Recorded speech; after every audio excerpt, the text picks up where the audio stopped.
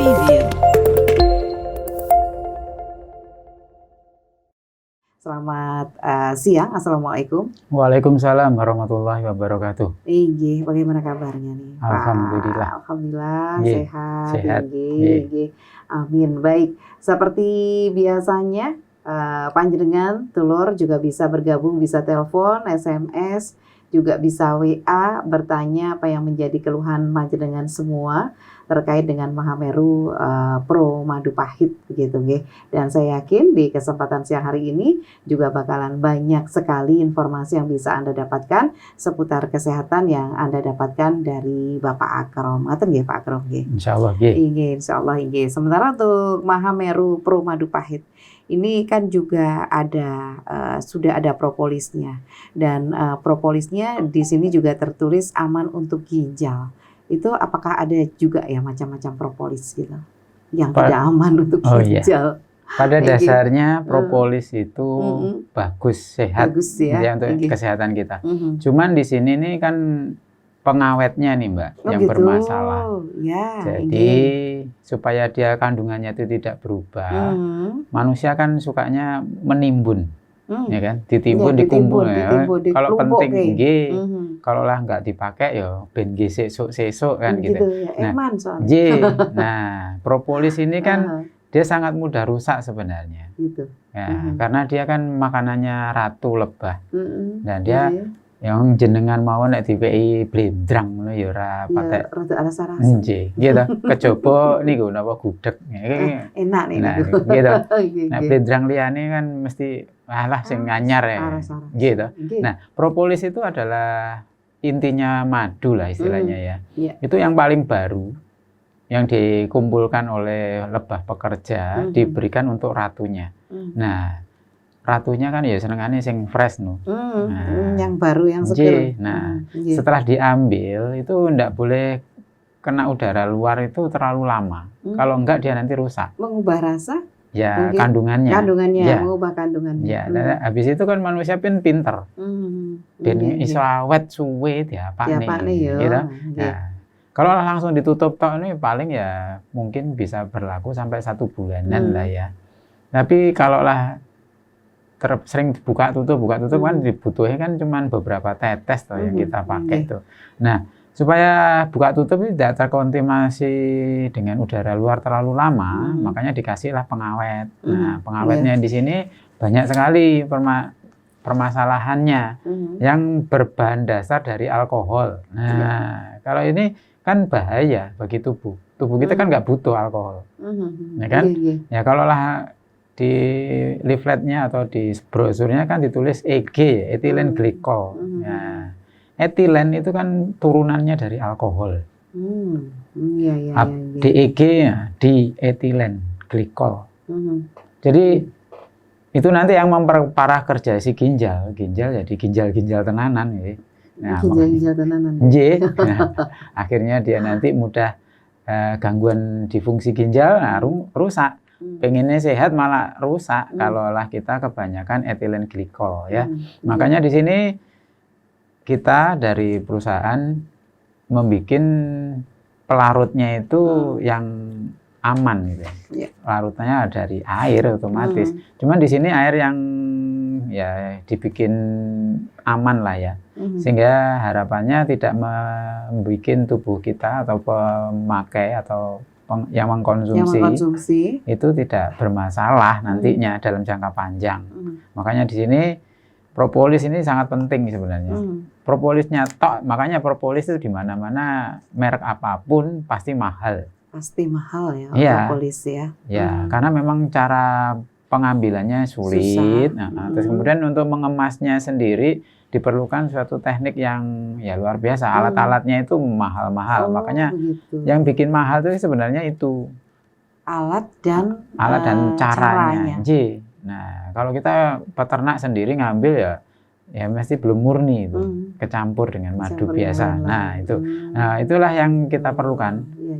Kandungannya berlipat memang dari madu. Kalau lah madu taruhlah 10 cc itu Kalau propolis nggak nyampe 1 cc itu. Nggak sampai ya, sedikit sekali. Sangat sedikit. Makanya satu botol cuma 10 cc itu harganya berapa? Itu yang menyebabkan juga mahal. Iya, makanya cara ngambilnya juga susah, mengolahnya itu loh butuh juga luar biasa. Ya?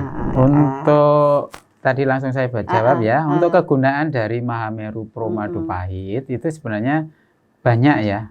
Ya yang jelas itu untuk memperbaiki kinerja tubuh kita, dalam artian ini sistem imun ya, sistem daya tahan tubuh kita supaya lebih baik. Nah, kalaulah untuk menurunkan kadar gula di dalam darah yang bagi penderita kencing manis bisa, itu dari sambilotonya. Kemudian untuk meredakan radang-radang juga bisa dari sambilotonya sendiri. Terus brotowalinya juga ada. Nah, untuk daya tahan fisik dalam artian tidak mudah lelah, ada purwoceng dan pasak buminya. Usia 14 tahun ada benjolan di kelenjar ya, di ketiak. Atau dan di siku ya tadi.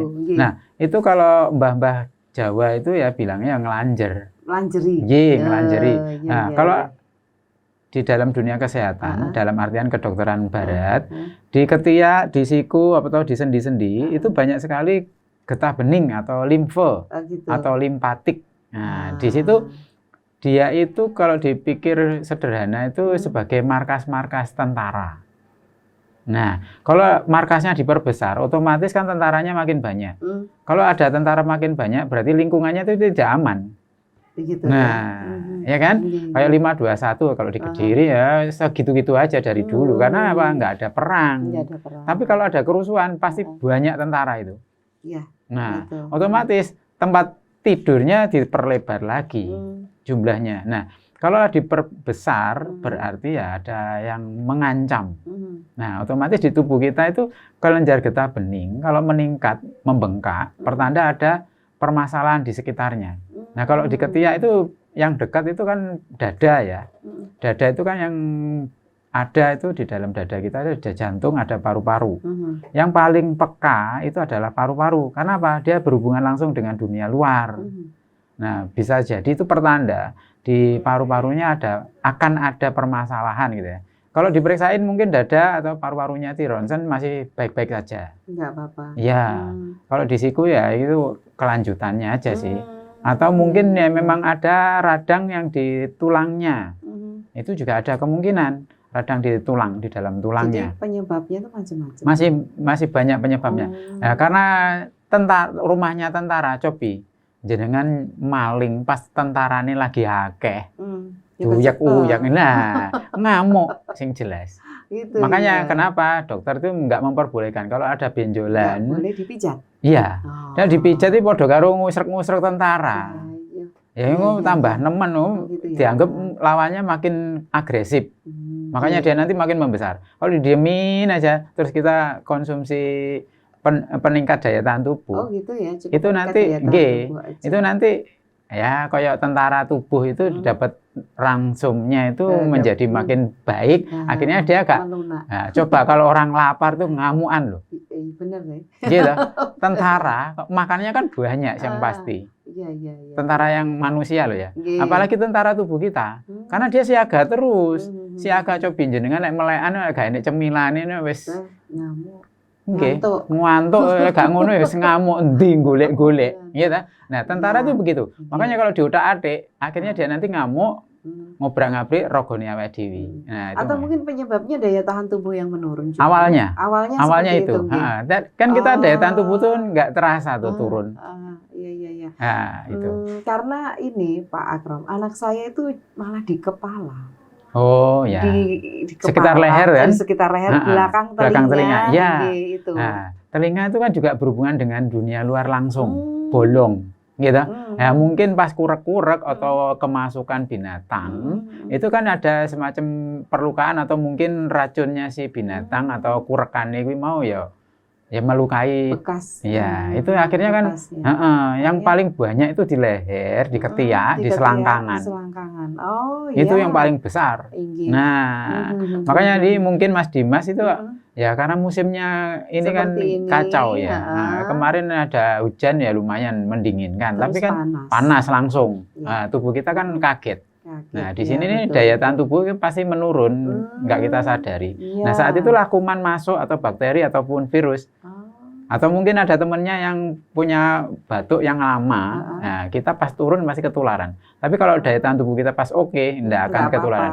Nah, karena ada sakitnya, makanya di sini nih untuk Mahameru Pro Madu Pahit bisa dikonsumsi kalau udah 14 tahun 1 sendok makan 3 kali. 1 sendok 3 kali mandi. Nah, kalau lah untuk membantu yang lain ya, sebenarnya Mahameru Pro Madu Pahit sudah cukup ya. Tapi kalau lah dirasa untuk karena bengkak itu bagian dari radang. Nah, radang itu bisa dikendorkan dengan sambiloto. Nah, nanti kalau ada perasaan panas ya di nafasnya ya. Di nafasnya. Kalau kita menghembuskan nafas, coba dirasakan dengan jari. Bukan. Nafasnya. Kalau panas ya memang dada atau paru-parunya itu suhunya meningkat. Khusus di paru-parunya toh, tapi tidak seluruh tubuh. Makanya nggak ada rasa diukur ya normal aja. Biasanya begitu. Tapi karena memang yang bermasalah di paru-parunya toh. Biasanya gitu ya. Nah, makanya di sini kalau nafasnya panas berarti ya memang ada pergolakan ya di dalam paru-paru. Cuman di ronsen biasanya masih oke-oke. Belum kelihatan. Belum. Nah, makanya di sini kita harus waspada. Makanya kita sarankan untuk Mahameru Pro itu dikonsumsi rutin. Kalau lah nggak ada permasalahan 1 sendok makan 1 hari. Nah, kalau lah udah bermasalah ya sebaiknya di atas itu, yaitu bisa 2 atau 3. Nah, kalau lah benjolannya ini supaya cepat menurun ya, itu 7 hari pertama usahakan 3 kali 1 sendok makan untuk Mas Dimas ya. Nah, setelah 1 minggu kok mengempes, jangan diutak-atik, jangan dimek-mek saya. Nggak boleh ya? Nggak boleh. Nanti dia nggak mau kempes-kempes karena ya itu tadi yang saya tadi ilustrasikan itu tentaranya siaga terus. Itu nanti makin berbahaya, akhirnya jadi autoimun. Tentaranya memerangi dirinya sendiri, perang dewi. Kisruh dewi. Blok barak A musuh B, malih gitu. Itu ya istilahnya autoimun. Nah, kalau autoimun begitu nanti jatuhnya kalau diperparah lagi namanya kanker kelenjar getah bening. Itu ya, urut-urutannya gitu ya. Itu tapi ya nggak semudah itu sih. Tapi kalau diuak-uakin nemen ya mempercepat. Itu biar kempes itu diapa nih, dijarke mau. Yang penting daya tahan tubuh, nutrisi diperbaiki. Ya, itu nanti dia akan kempes sendiri. Nggak perlu dikompres atau apa gitu, nggak usah ya. Ya. Itu ya. Nah, kalau lah mau agak, ini kan biasanya tenggorokannya udah tidak nyaman juga makan. Sakit, ya. Makanya di sini untuk memicu nafsu makan ya ditambahin aja lah temulawak gitu. Kalau lah ini, supaya nanti keinginan makan. Biasanya ini kalau udah ada kelenjar membengkak ini nafsu makan itu kelihatan menurun dibandingkan sebelum ada kebengkakan. Gitu. Nah, itu dengan temulawak monggo atau jenengan tumbas sing jamu gendongan ngoten niku. Gitu ya. Itu usahakan rutin terus ditambahi Mahameru Pro Madu Pahit supaya nanti daya nafsu makannya itu tetap stabil. Gitu ya. 3 kali sehari sudah cukup. Benjolannya nggak usah dimek-mek, nggak usah dikompres. Nanti dengan berjalannya waktu kalau tubuhnya sudah membaik itu akan kempes sendiri, begitu. Iya. Itu penyebabnya apa ya itu?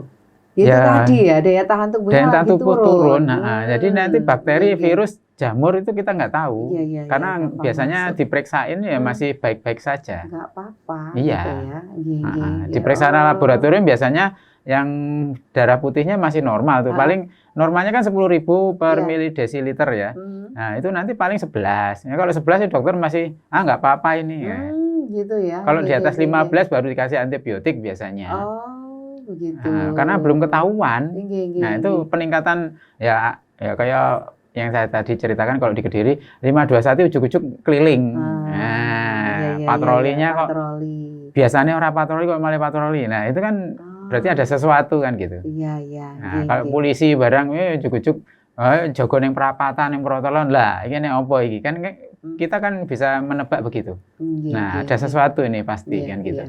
Nah, jadi di situ ya nggak usah panik lah, diusahakan makannya diperbaiki, nutrisinya ditingkatkan, istirahatnya cukup. Itu.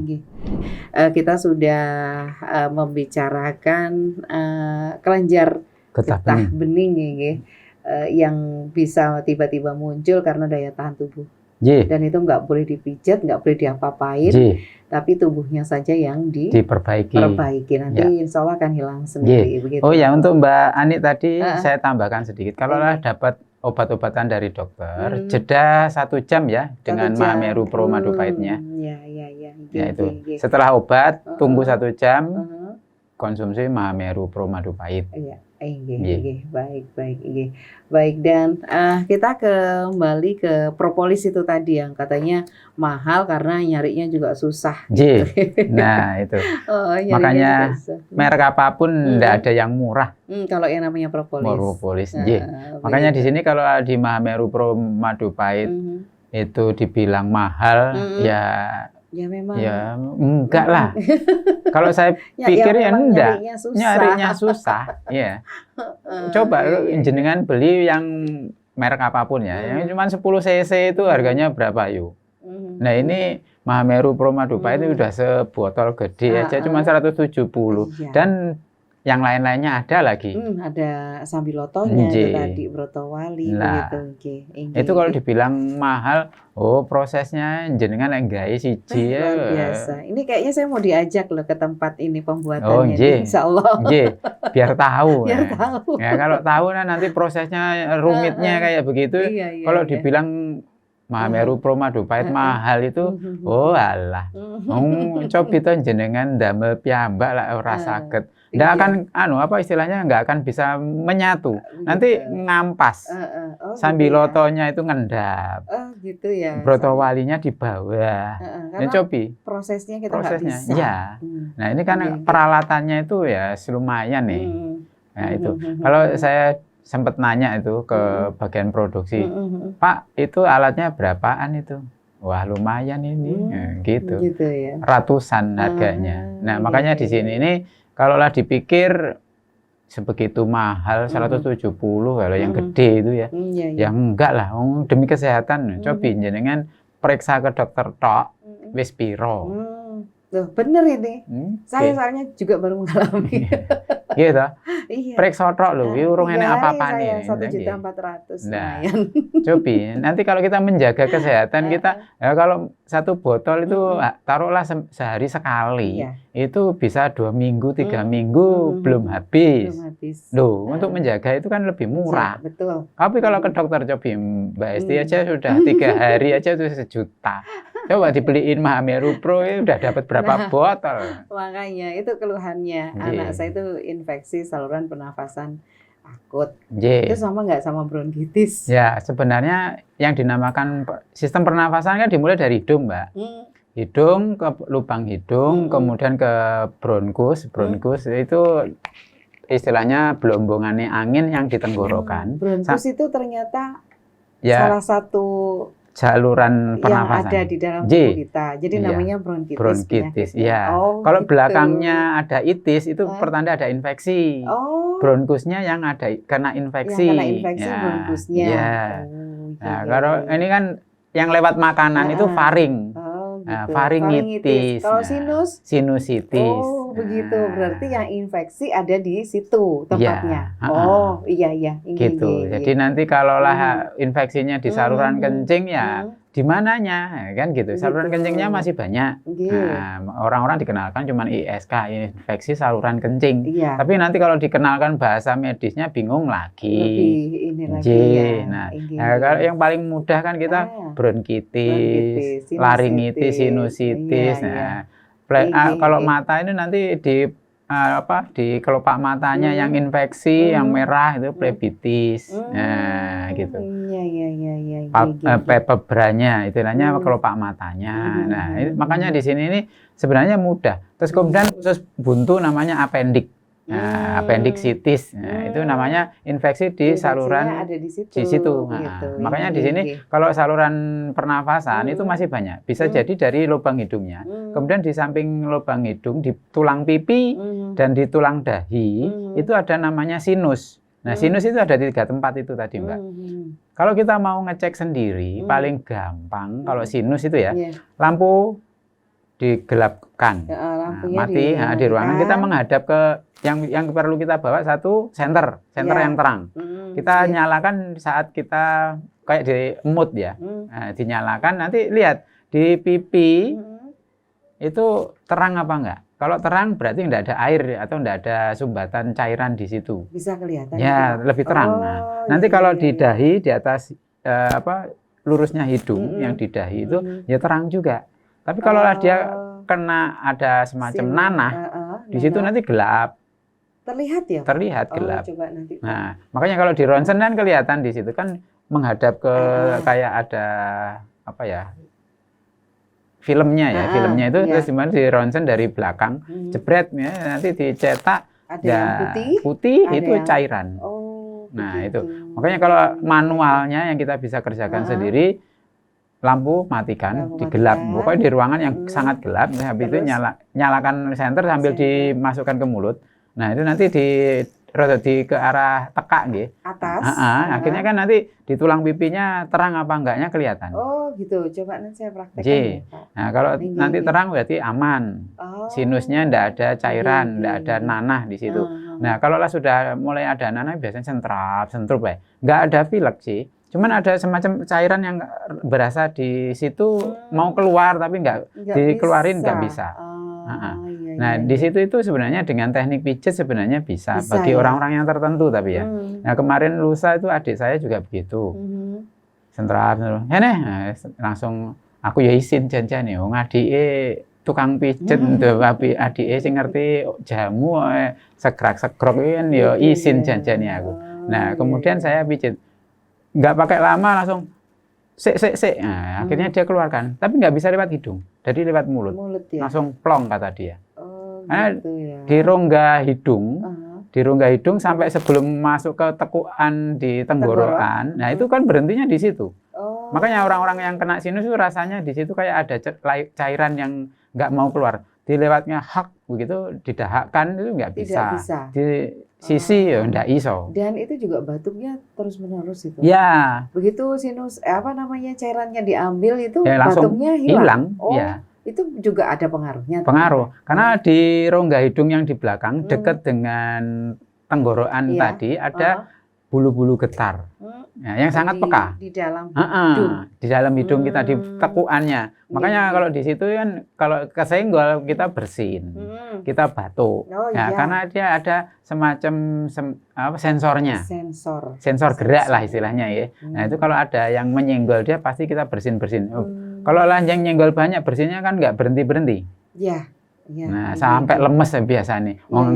Kalau musimnya itu terus. Saya juga pernah sampai lemes. Nah, itu kan membersihkan sebenarnya. Sebenarnya membersihkan. Itu adalah metode tubuh untuk menjaga kuman jangan sampai masuk lebih ke dalam. Jadi kalau masih bersin 3-4 kali berarti kita perlu istirahat dan meningkatkan nutrisinya. Gitu. Sebenarnya itu nanti istirahatkan aja 1 atau 2 hari nanti kan nggak jadi. Tapi biasanya bersin tapi pekerjaan masih banyak terus akhirnya nggak istirahat. Iya, akhirnya jatuh sakit. Nah, kalau lah sudah begitu Mahameru Promadu Pahit monggo segera dikonsumsi ya. Ini juga bagus ya. Ya, karena dia nanti kan sebenarnya bukan ke ispanya tapi ke sistem umumnya. Dari sistem daya tahan tubuhnya dia diharapkan itu menjadi meningkat kembali. Ya, dari Sambiloto Brotowalinya ini dia akan merangsang untuk pembentukan lagi. Ya, supaya lebih. Berarti kalau bersin kan udah mulai masuk kan berarti. Ya ibaratnya omah wis kelebonan kok mencurigakan itu kan awake dhewe arep ngusir ki ya apa kan gitu kan. Kan kita pasti ada rasa kecurigaan lah. Rasa kecurigaan ini kan kayak kucing mlebu. Engko munggah ning meja yang enek mak-emane lah. Mesti kan digusah. Digusah itu kan pasti ada suatu tenaga yang lebih. Makanya bersin, batuk itu kan tenaga yang lebih yang kita keluarkan. Nah, kalau dia masuk lagi, mesti diuber-uber. Gitu. Nah, kuman juga begitu. Masuk, diusir nggak mau keluar, masih di situ aja yang jegegeg kayak kucingnya digebrak-gebrak. Pertama ini kan hus, nggak ngalih. Habis itu kan kita pakai alat. Nah, pakai alat kan berarti pakai tenaga. Nah, makanya bersin itu kan pakai tenaga yang lebih besar, batuk lebih besar lagi. Nah, akhirnya makanya kenapa sih kalau kita batuk-batuk sering itu ngenteknya awak. Ya, capek. Karena energinya yang dipakai untuk batuk itu kalau kita ukur dengan berjalan, ada perhitungannya itu. Kalorinya itu yang dipakai itu sebenarnya kita jalan 10 meter itu batuk 1 kali. Gitu ya? Nggih. Nah, kalau 10 kali batuk berarti 100 meter kita jalan. Tenaganya seperti nah, itu ya. Makanya kalau batuk ngiklik, jari nih mbah-mbah waktu ngiklik, mesti entek awake. Susut kuwi mesti. Karena apa? Makan juga nggak mau. Males. Akhirnya kan tubuhnya yang habis. Nah, makanya di sini Mahameru Pro Madu Pahit diharapkan membantu sistem pencernaan tetap mau mengkonsumsi, mau mengolah, terus kemudian mengusir dari kuman-kuman itu dengan cara meningkatkan daya tahan tubuh, gitu Mbak. Ya, baik. Kalau mimisen itu efek dari apa? Maksudnya mungkin penyebabnya apa gitu ya Pak ya? Kemudian bisakah Mahameru Pro Madu Pahit kalau bisa minumnya berapa kali? Monggo. Untuk mimisen itu kan adanya di hidung ya. Nah, pertanda bahwa dada itu atau paru-parunya itu meningkat biasanya. Panasnya ya. Nah, sebelum mimisan kan pembuluh darah membesar menegang dulu ya, biasanya itu memerah ya, akhirnya kelihatannya merah. Nah, aliran darah yang sangat cepat itu meningkatkan suhu di sekitarnya. Coba jenengan kalau nggak gerak pas musim udan panggah mengkerut gitu. Tapi kalau kita bergerak akhirnya kan hangat tubuh kita. Nah, saat pembuluh darah itu meningkat tekanannya sekitar hidung, dan karena pembuluh darahnya di hidung itu sangat tipis, nah, makanya dia nanti mudah pecah. Akhirnya yang kita rasakan adalah mimisan. Nah, mimisan itu bisa juga karena diuwek-uwek. Kan risih dengan lendir yang terproduksi, kita yang nempel, akhirnya membersihkan. Gitu. Nah, kan semakin tipis itu. Yang tipis akhirnya kesenggol kulit ari yang melindungi pembuluh darah itu sobek, akhirnya ya berdarah. Itu bisa. Tapi yang biasanya karena serangan panas ya. Panas baik lingkungan ataupun memang tubuhnya panas. Itu jadi bisa seperti ini ya, panas cuacanya juga cuacanya bisa panas, bisa. Itu makanya itu biasanya pada anak-anak itu mimisan kalau kena panas. Tapi orang dewasa juga ada, tapi pertanda itu ya memang pembuluh darahnya sangat rapuh kalau dewasa. Kalau anak-anak kan wajar. Dulu waktu saya masih SD ya, teman saya ada itu upacara pas 17 Agustus ning lapangan gede, langsung mimisan. Karena kepanasan aja bisa mimisan. Dan itu bahaya apa enggak sih Pak? Sebenarnya darah yang keluar itu ya untuk mengurangi tekanan ke kepala biasanya. Oh gitu ya? Justru nggak apa-apa ya? Iya. Supaya nanti kepala nggak kebanyakan darah. Dia dibuang lewat mimisan. Nah, orang-orang darah tinggi kalau memang ini bisa mimisan. Pecah pembuluh darah di hidung. Daripada pecah di dalam, di otak. Mending keluar aja.